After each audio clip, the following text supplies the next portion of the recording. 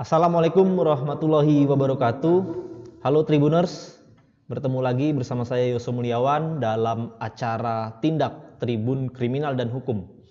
Tribuners, sore ini kita akan membahas clue-nya adalah burung. Ya, burung apa? Itu nanti kita akan bahas dengan narasumber. Yang jelas ini soal perdagangan ilegal burung. Tribuners, kita kedatangan narasumber yang berkompeten di dunia satwa, khususnya burung, yaitu Bang Marison Gucciano.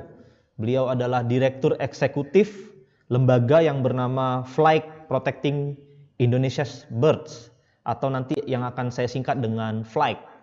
Baik, kita langsung terhubung dengan Bang Marison. Halo Bang Marison. Ya, halo, selamat sore ya. Ya, selamat sore Bang Marison. Tabik pun. Ya, apa kabar Bang Marison? Ya, baik, kabar baik. Baik, sehat Bang ya? Sehat. Oke, di kantor atau lagi di lapangan nangkep penyelundup burung ini Bang? Lagi di rumah ini. Oke, oh di rumah. Oke. Ini WFH Bang ya?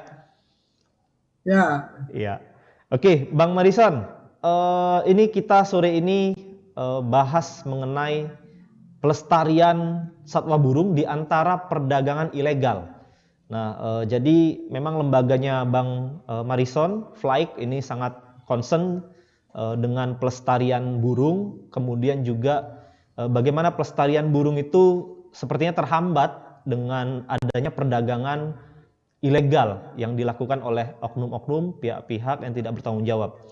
Bang Marison, data dari Flight yang kami pernah beritakan, saya nggak tahu dari 2019 ke 2020 mungkin nanti bisa di highlight, tapi kalau dari 2018 sampai 2019 itu 36.000 burung liar itu yang diperdagangkan secara ilegal.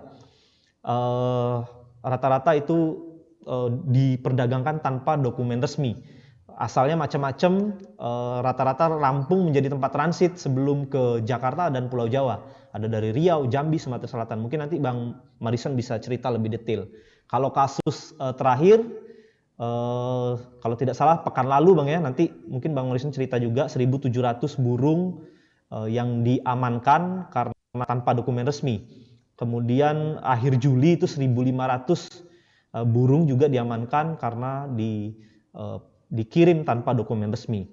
Baik, Bang Marison, nanti kita akan bahas termasuk sampai ke seputar modusnya, bagaimana memutus mata rantai perdagangan ilegal ini.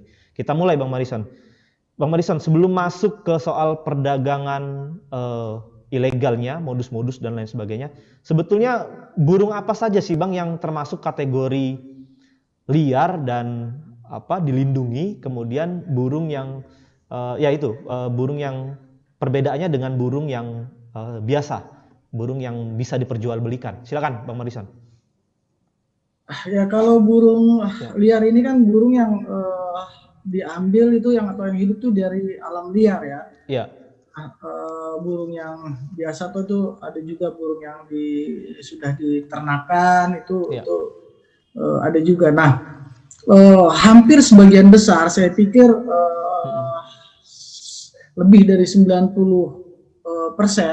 burung-burung yang diselundupkan itu adalah burung-burung liar. Artinya burung-burung yang diambil dari alam liar untuk mensuplai pasar-pasar burung kita ya, terutama yang berada di Jawa. Burung liar itu apakah dilindungi atau ada juga yang tidak dilindungi sebetulnya, Bang? Ya, ada yang dilindungi dan ada yang tidak dilindungi ya. Tetapi kedua-duanya ini juga memainkan peran yang sangat penting bagi ekosistem keberadaan burung-burung liar ini. Burung yang biasa diperjualbelikan, yang liar maupun yang dilindungi maupun yang tidak dilindungi, burung-burung apa aja sih Bang? Jenis-jenisnya Bang? Burung yang dilindungi itu ada cucak hijau ya, itu cucak hijau itu bahasa bahasa sehari-harinya ya. Ada juga cucak ranting itu dilindungi dan masih dapat dengan mudah ditemui di toko-toko atau pasar-pasar burung ya, walaupun statusnya dilindungi ya. Dan bagi burung-burung yang tidak dilindungi itu juga ada misalkan seperti burung kacamata atau peci ya, burung perenjak, burung madu, dan memang ada ribuan jenis burung ya, burung penyanyi atau burung berkicau yang hidup di alam Indonesia. Cucak rowo nggak ada Bang ya? Cucak rowo ada juga, tetapi cucak rowo sekarang statusnya sudah tidak dilindungi. Ya bukan cuma lagu berarti Bang ya. Baik Bang, artinya sebetulnya burung ini ada yang memang boleh diperdagangkan Bang ya sebetulnya. Tetapi kemudian apakah perdagangan itu resmi atau tidak resmi? Begitu Bang? Dari kami ya melihat ya, kalau dari sisi legal memang ada burung yang bisa diperdagangkan dan ada yang tidak itu, karena ada yang sah secara hukum ya, burung ini memang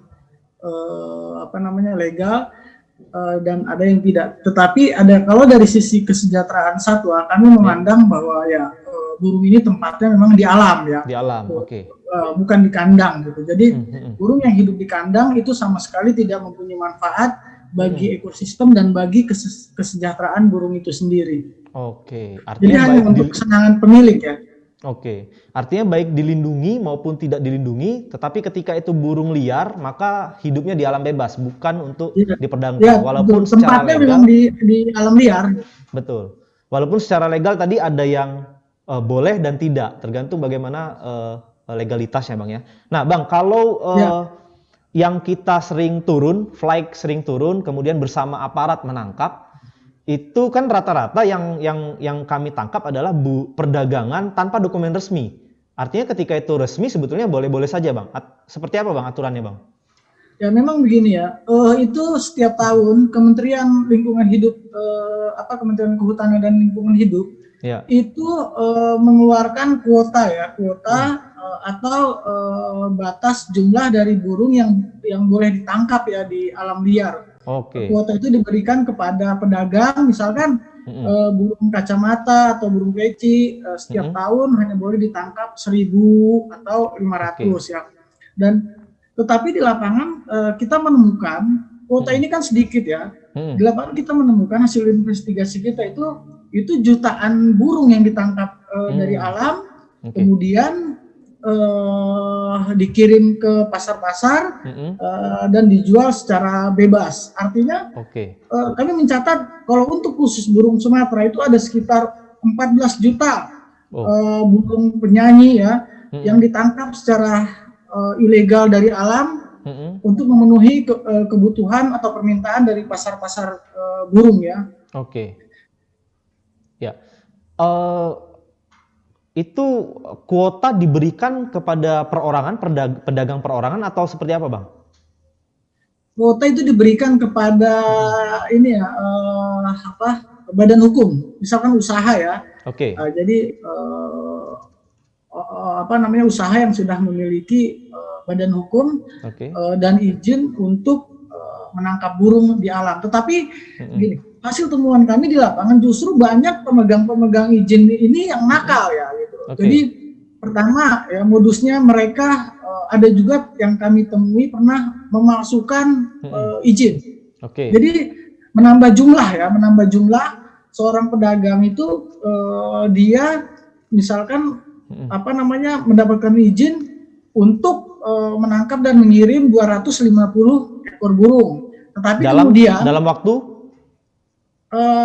pada saat periode pengiriman itu, nah dia coret jadi 400 ya. Nah, ini salah satu modus ya. Terus juga modus lainnya adalah justru pedagang-pedagang ini menjadikan tempatnya ini hanya sebagai lokasi pencucian gitu loh. Jadi dia punya izin,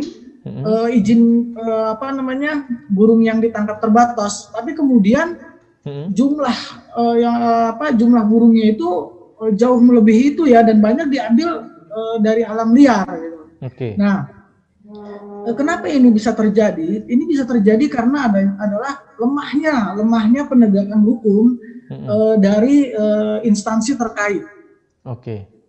Ya, jadi yang kami temukan juga setelah ada pelanggaran, yang ternyata ada pelanggaran terhadap pemegang izin ini, itu kami belum melihat sanksi yang diberikan terhadap pedagang ini, misalkan pencabutan izin usaha, ya, dan lain sebagainya. Jadi praktek-praktek ilegal atau praktek curang dan pencucian burung-burung ini, ya, dalam tanda kutip, burung yang dari alam diambil kan, kemudian diambil secara ilegal masuk ke penampungan burung pemegang izin dan keluar itu seolah-olah sudah jadi legal, ya. Nah, lemahnya penegakan hukum itulah salah satunya yang menurut saya adalah kenapa penyelundupan ini terus langgeng sampai saat ini, ya. Di samping adanya tentu saja petugas-petugas yang bermain nih di setiap misalkan pintu keluar untuk penyelundupan burung-burung ini, misalkan di pelabuhan Bakahuni, di bandara Kuala Namu. Ya. Nah, dari kami mencatat bahwa ada 3 pintu keluar utama bagi penyelundupan burung-burung liar Sumatera ini, atau hampir semua sebagian besar adalah burung penyanyi, burung berkicau. Pertama adalah pelabuhan Bakahuni, itu pintu paling utama, atau bisa dikatakan itu semacam hampir semua mayoritas keluar dari pelabuhan Bakahuni. Pelabuhan, ya. Ya, yang kedua adalah Bandara Kuala Namu di Medan. Nah, Bandara Kuala Namu juga itu banyak sekali, tinggi sekali angka penyelundupan burung berkicau dari Bandara Kuala Namu di Medan. Yang ketiga itu dari Bangka Belitung, pelabuhan Pangkal Balam. Nah, saya yakin petugas itu juga sudah mendeteksi 3 pintu keluar utama bagi penyelundupan burung liar Sumatera, ya. Nah, memang problemnya adalah ini tetap langgeng.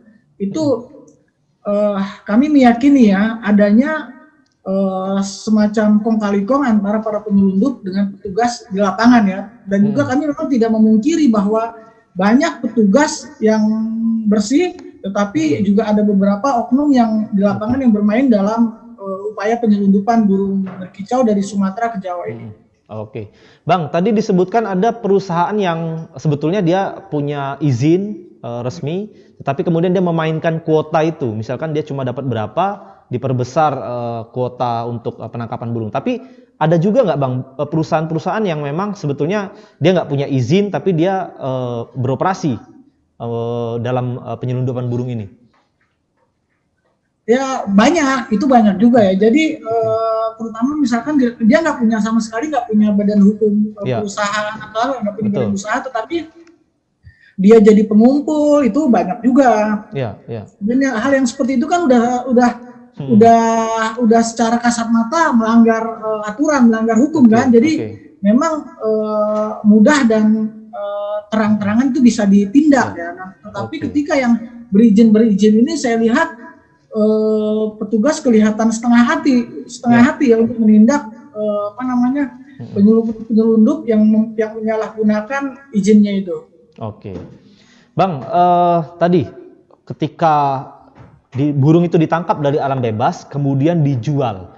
Nah, sebetulnya ini untuk apa sih, Bang, burung-burung ini, Bang, dijual? Orang yang membeli itu untuk apa saja menggunakannya biasanya, Bang? Silakan, Bang. Ya, hampir semua ini jenis burung yang diselundupkan itu burung berkicau, ya, atau burung penyanyi. Nah, burung penyanyi ini memang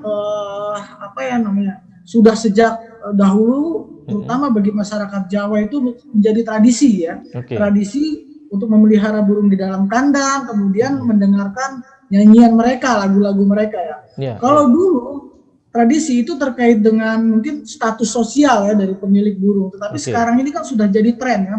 Sudah jadi tren, dan sebagian justru kita melihat bahwa marak kontes-kontes burung yang diadakan, ya. Dan di Lampung juga banyak kontes burung berkicau, piala pejabat tertentu, piala kepala daerah.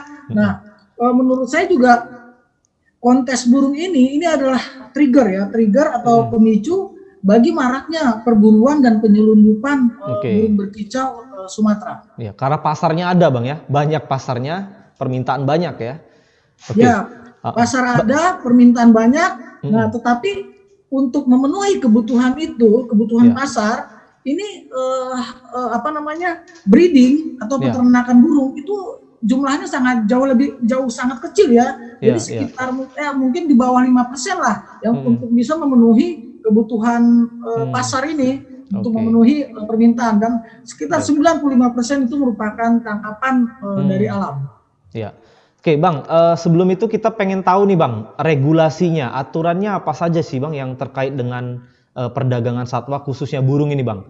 Tadi kan kita sudah sudah cukup memahami bahwa ini burung semestinya diliarkan di alam bebas, tetapi kemudian diperdagangkan. Tetapi diperdagangkan sebetulnya boleh, asal bukan yang dilindungi. Dan di perdagangan pun tadi sudah Abang jelaskan ada kuota, kemudian dia mesti pakai dokumen resmi dan segala macam. Nah, regulasinya apa saja Bang? Mungkin undang-undang, PP dan lain sebagainya Bang. Kemudian sanksinya apa Bang bagi pelanggar? Kalau untuk burung-burung berkicau yang dilindungi itu jelas ada undang-undangnya ya, masuk Undang-Undang Nomor 5 Tahun 90. Itu tentang konservasi sumber daya alam dan ekosistemnya ya. Jadi ada ancaman pidananya juga, maksimal 5 tahun penjara dan denda maksimal 100 juta rupiah. Walaupun pada prakteknya undang-undang ini itu sangat lemah ya, bukan sangat lemah, menurut saya jarang sekali petugas menggunakan undang-undang ini untuk menjerat para penyelundup burung berkicau meskipun itu dilindungi. Dalam catatan kami itu sejak tahun 2018 sampai sekarang itu dari sekitar 89 kasus ya penyelundupan burung kicau Sumatera ke Jawa, itu hanya 11 kasus yang kemudian dilanjutkan ke pengadilan ya. 11 kasus yang dilanjutkan ke pengadilan, 9 sudah ada putusan pengadilan, dan rata-rata putusan pengadilannya pun vonisnya sangat rendah ya. Di bawah 5 tahun tadi? Di bawah 5 tahun tadi ya? Iya, malah ada yang 2 bulan, ada yang 4 bulan. Ini tentu menurut saya sangat menyedihkan ya. Dan juga gini, saya melihat dalam konteks penyelundupan atau perdagangan ilegal burung kicau, ini masih seolah-olah dianggap masih menjadi hal yang biasa, hal yang umum gitu loh. Dibandingkan misalkan dengan kasus-kasus perdagangan harimau, perdagangan orangutan, atau perdagangan cula badak, perdagangan gading gajah. Ya, isu perdagangan ilegal burung berkicau seolah-olah ini hanyalah menjadi isu kelas 2 ya, setelah isu perdagangan ilegal spesies-spesies yang tadi saya sebutkan. Baik, Bang, kita mulai masuk ke modus-modusnya nih Bang. Kira-kira modus-modusnya seperti apa sih Bang? Kalau dulu melalui bus, kemudian berubah lagi travel, apakah ada yang terbaru? Kemudian teknik pengemasannya juga macam-macam nih, ada yang di dalam botol, di dalam keranjang. Silakan Bang Marisan. Ya justru karena maraknya penyitaan dan penangkapan dalam 2 tahun belakangan ini ya, bagi penyelundup burung berkicau ilegal, tentu sekarang modusnya yang digunakan semakin canggih ya. Nah, kami menemukan ada satu kasus bahwa ternyata orang juga sudah menjual jasa. Dia menjual jasa pengiriman upaya penyelundupan dari Lampung ke Jawa. Jadi orang ini dia tidak memiliki usaha burung ya, tidak berdagang burung, tetapi dia menjual jasa itu. Jasa pengiriman ya? Jasa pengiriman ke Jawa.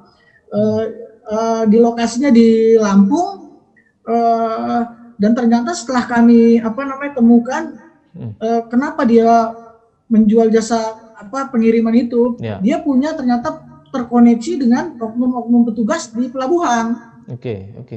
Ya, jadi Lampung ini sudah menjadi titik transit penting bagi penyelundupan burung liar atau burung mayoritas burung berkicau Sumatera ya, dari Sumatera ke Jawa. Jadi gini, dari Riau, burung dari Riau itu hampir mayoritas itu dikirim ke Jawa itu melalui jalur darat. Oke, bus atau travel Bang? Dua-duanya Macam-macam. Ya semua, ada bus, ada travel, ada kendaraan pribadi, mobil ada pribadi. Ya, mobil pribadi. Jadi, tetapi kemudian ini akan transit di Lampung. Ya. Nah, jadi burung dari Riau, dari Jambi, dari Sumatera Selatan, misalkan, ya itu akan transit di Lampung. Di Lampung biasanya burung-burung ini diistirahatkan 1 hari. Oke.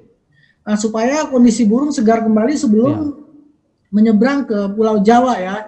Nah, kenapa Lampung juga menjadi titik transit penting? Karena banyak pemain-pemain burung di Lampung ini terkoneksi dengan oknum-oknum petugas di pelabuhan ya. Nah, itu salah satu yang jadi alasan juga, salah satu kenapa upaya penyelundupan masih tetap langgeng atau berlangsung hingga saat ini ya. Tetapi memang kami juga mengapresiasi ada banyaknya juga petugas yang masih punya komitmen dalam upaya untuk menyelamatkan burung liar kita ini dari kepunahan. Jadi kami masih juga kami juga sering bekerja sama dengan petugas-petugas di pelabuhan. Kami tidak memungkiri bahwa banyak yang baik, banyak yang bersih, tetapi yang jelas adanya oknum-oknum bermain di pelabuhan itu semakin melanggengkan upaya penyelundupan burung ini dari Sumatera ke Jawa. Terbukti dengan Flyke sering ikut dan bahkan hadir juga ketika ekspos kasus Bang ya, dengan aparat ya. Kami memang, jadi apa yang kami lakukan adalah kami melakukan investigasi, kami memetakan ya pedagang-pedagang atau penyelundup burung Sumatera ini di wilayah Sumatera dan Jawa. Itu dalam catatan kami lebih dari 100 orang penyelundup burung Sumatera ke Jawa ya. 100 orang ini bukan kios pengecer yang jual satu-satu ya, tetapi yang kirim ratusan bahkan sampai ribuan gitu yang menyelundupkan burung dari Sumatera ke Jawa. Bang, ada juga yang info yang terungkap adalah beli putus Bang. Jadi ada pengusaha yang beli putus di Lampung kemudian dia jual lagi. Apakah sama dengan yang oknum tadi menjual jasa pengiriman burung Bang? Beli putus maksudnya gimana nih? Jadi burung dari Riau kemudian Jambi Sumatera Selatan dikirim, kemudian ada pengusaha di Lampung yang membeli itu, kemudian dia nanti jual lagi. Ada itu Bang, beda. Jadi memang ada pedagang-pedagang di Lampung, pedagang besar terutama dan juga sebagian memiliki izin izin peredaran. Oleh yang tadi saya sebutkan, dia kan hanya menjual jasa. Dan ini memang ada dan itu banyak ya. Dan itu yang beli putus itu banyak. Dari Lampung tetap memang burung-burung ini diselundupkan ke Jawa ya.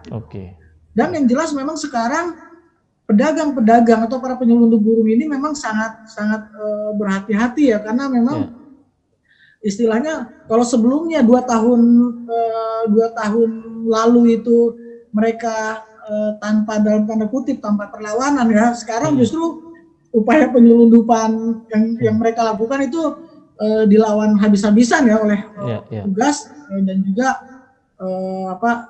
dukungan kami ya. Kami juga membantu petugas untuk melawan perdagangan ilegal burung-burung ini. Bang, di Sumatera kalau boleh tahu tadi lebih didetailkan lagi dari mana saja sih Bang? Sumatera itu petanya, kalau dari Aceh dan Sumut itu burung akan keluar diselundupkan melalui Bandara Kuala Namu, Medan. Itu daerahnya berarti Aceh dan Sumatera Utara. Tempat menangkap burungnya. Aceh dan Sumatera Utara. Ya, dari Aceh ke Medan ada beberapa pedagang besar di Medan situ. Dari wilayah Sumatera Utara juga ke Medan dan kemudian keluar melalui Bandara Kuala Namu. Ya, Bandara Kuala Namu di Medan ini adalah bandara dengan pengawasan terlemah di antara bandara-bandara lainnya di Sumatera ya. Jadi mayoritas penyelundupan burung berkicau itu melalui Bandara Kuala Namu di Medan. Baik. Kemudian yang dari Riau lewat darat. Nah, dari Riau itu lewat darat. Biasanya dari Riau ini itu ada yang langsung ke Lampung, ada Ya. yang langsung ke Lubuk Linggau, Oke. dan ada yang langsung ke Jambi.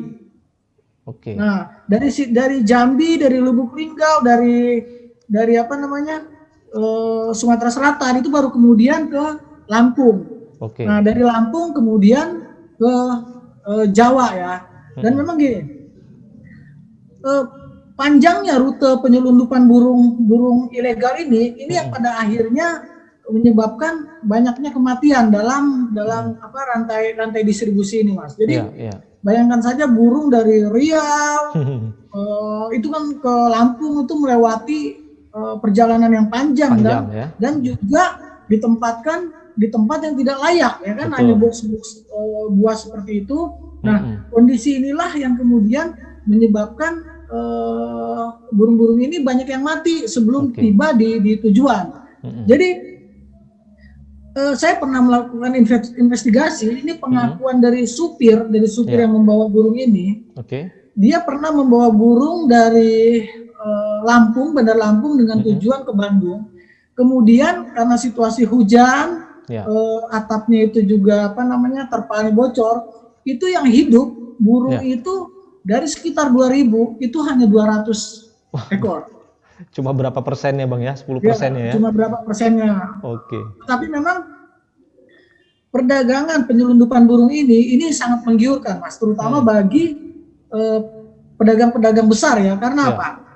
Misalkan burung ciblek itu pemburu menjual ke pengepul itu hanya 500. 500 per ekor. 5.000 per ekor. 5.000 per ekor.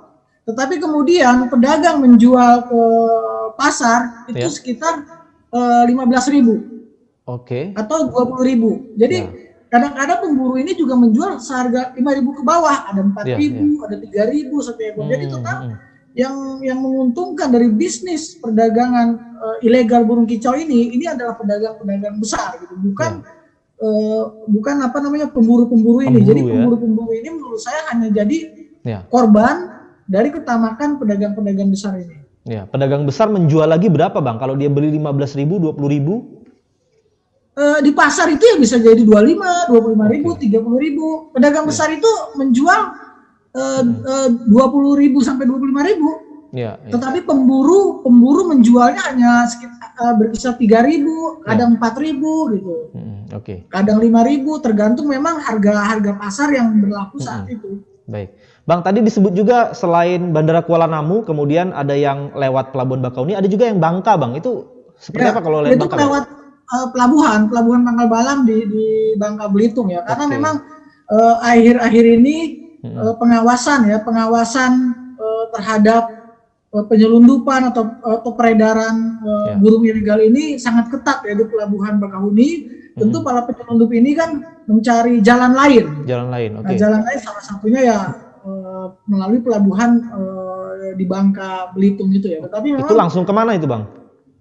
Kalau dari itu ke ini ke mana? Ke Tanjung Priok, Jakarta. Langsung ke Tanjung Priok.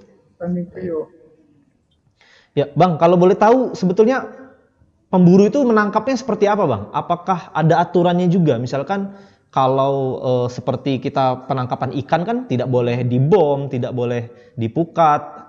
Kemudian kalau burung seperti apa, Bang? Ya, kalau aturannya saya belum melihat ada aturan ya. Tetapi praktek yang terjadi di lapangan adalah pemburu menangkap burung-burung ini itu dengan menggunakan lem. Ya, lem biasa. Lem ini mereka racik sendiri ya. Lem ini merupakan biasa campuran dari lem tikus dicampur dengan getah karet. Getah pohon karet. Nah, itu dicampur. Nah, mayoritas menggunakan lem dan ada sebagian lain juga menggunakan jaring. Jaring ya. Nah, pada saat pemburu memburu burung ini itu memang jika menggunakan lem itu banyak burung itu yang rusak. Nah, terkena lem dan juga banyak burung-burung yang mati saat di tangan pemburu ini karena begitu burung ditangkap dia kan stres. Burung biasanya di alam liar makan makanan yang alami. Nah, kemudian ditempatkan di kandang-kandang kecil, makanannya juga seringkali berbeda dari pakan alaminya. Nah, burung juga di tangan pemburu ini banyak yang mati. Oke. Baik, Bang, dari semua persoalan tadi yang terungkap, Bang, ada macam-macam, ada modus, kemudian ada peta, daerah asal, kemudian juga terkait dengan pengungkapan kasusnya. Menurut Abang, faktor yang mendasar yang perlu segera dibenahi agar kasus ini setidaknya mulai diminimalisir, bahkan mungkin nanti hilang. Itu kira-kira apa, Bang? Apakah dari sanksinya mungkin yang bisa lebih dipertegas, ataukah pengawasannya yang mesti diperketat, sanksinya sudah cukup misalnya, atau seperti apa, Bang? Silakan, Bang. Ya, problem utama kalau menurut saya adalah selama kita memandang bahwa isu perdagangan ilegal burung berkicau ini adalah isu kelas 2 ya, maka perdagangan ilegal burung berkicau itu tidak akan pernah bisa terselesaikan ya. Karena apa? Dengan hanya menjadikan isu perdagangan ilegal burung berkicau ini sebagai isu kelas 2, itu akan merembet pada penegakan hukum yang lemah. Karena sering kali saya mendengar, itu kan hanya burung berkicau, burung kasihan, cuma burung, ya kan? Kasihan juga kalau pedagangnya ditindak dan sebagainya. Nah, menurut saya kita semua ini harus memprioritaskan upaya untuk mengatasi perdagangan ilegal dari burung berkicau ini ya. Karena apa? Burung berkicau ini, burung-burung liar ini memainkan peran yang sangat vital bagi ekosistem. Ya, satu, dia menyebarkan benih tanaman. Jadi perannya sangat vital bagi regenerasi tanaman. Burung memakan buah, kemudian keluar dari kotorannya dan kemudian tumbuh tanaman, dan ada juga jadi gini Mas, banyak pohon tanaman yang terganggu penyebarannya itu karena apa? Karena berkurangnya populasi burung-burung yang menjadi yang berfungsi untuk menyebarkan benih tanaman itu. Jadi seperti itu. Yang kedua juga adalah bahwa burung-burung ini merupakan penyeimbang rantai ekosistem. Misalkan burung pemakan serangga. Nah, ketika burung pemakan serangga ini diburu dan populasinya semakin berkurang, otomatis populasi serangga meningkat.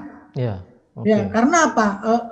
Pengendali serangga ini alami ya. Nah, pengendali alami sudah jauh menurun. Akibatnya apa?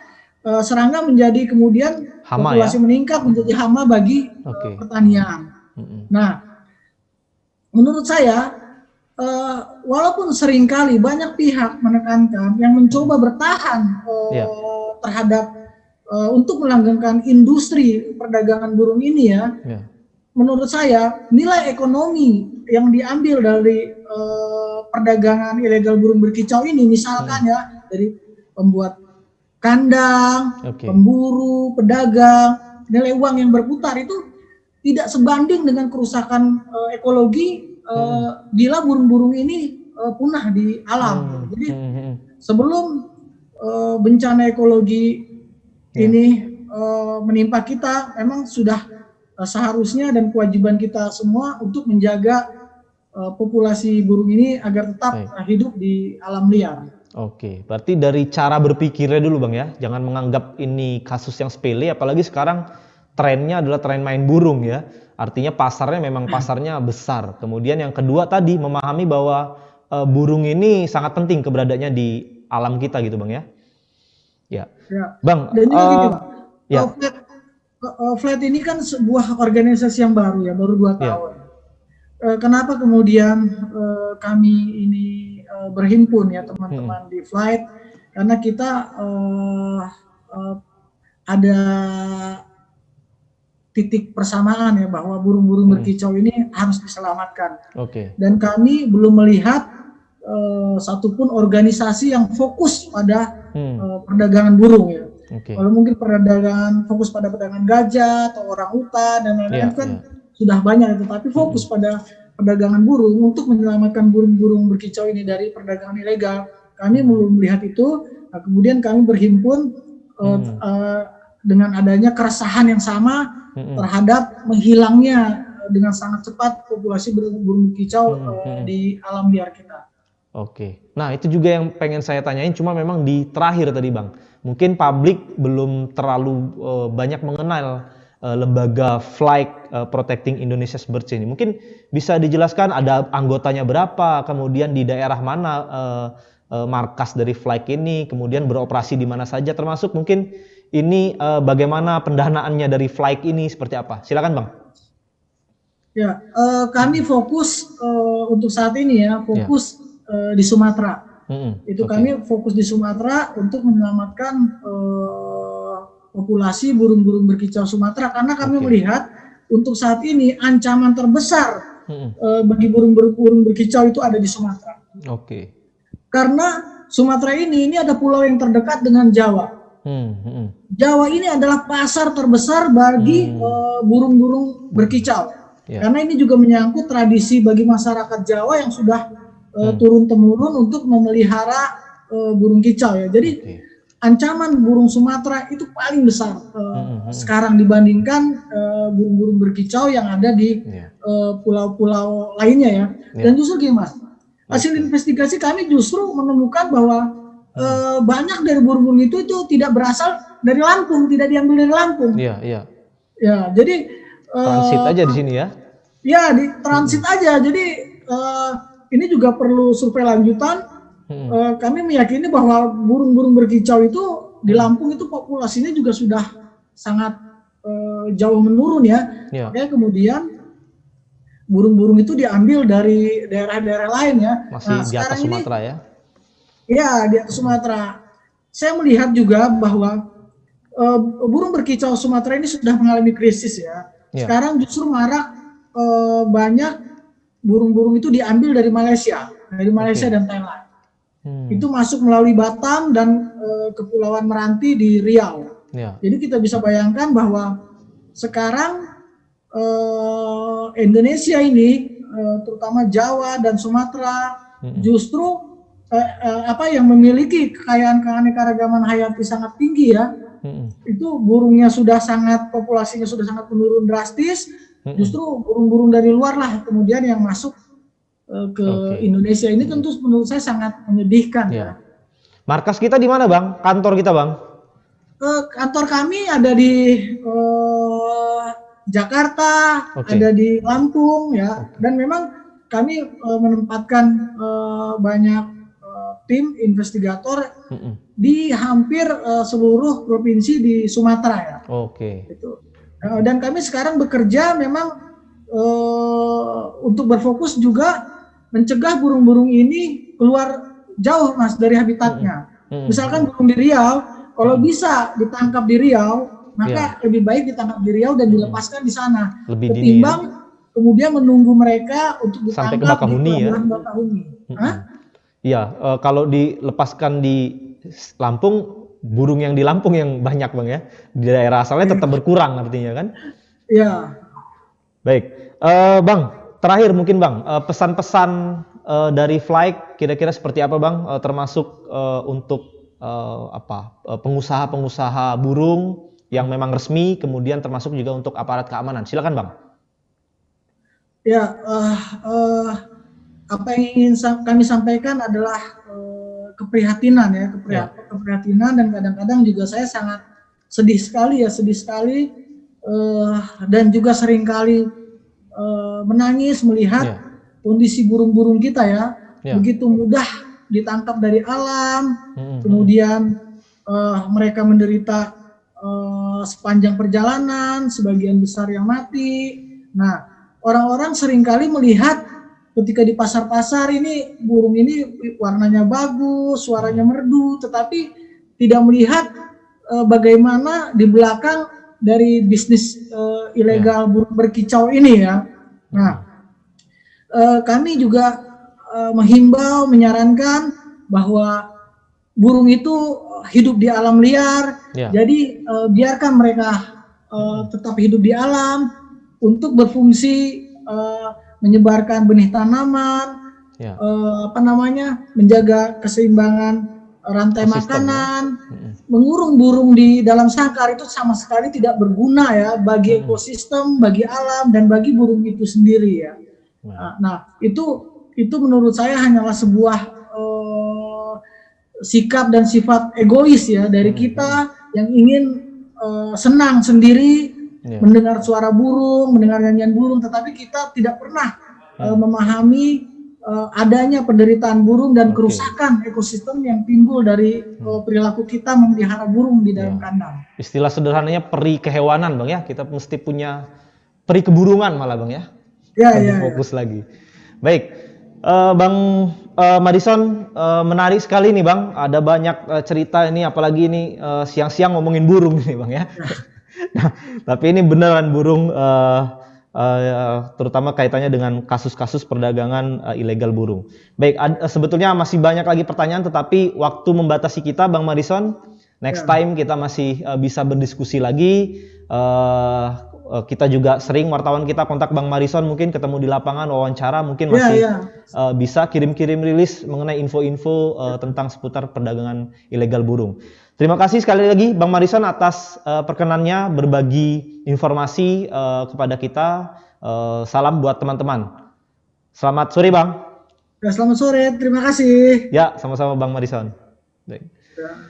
Tribuners, itu tadi perbincangan kita dengan Bang Madison Gucciano, Direktur Eksekutif Flight Protecting Indonesia's Birds, mengenai bagaimana pelestarian burung di antara perdagangan ilegal atau perdagangan bebas. Itu tadi perbincangan kita di Tindak sore ini, dan kita akan bertemu di Tindak pekan depan dengan pembahasan lainnya seputar kasus kriminal dan hukum. Saya Yosef Mulyawan, pamit undur diri. Wassalamualaikum warahmatullahi wabarakatuh.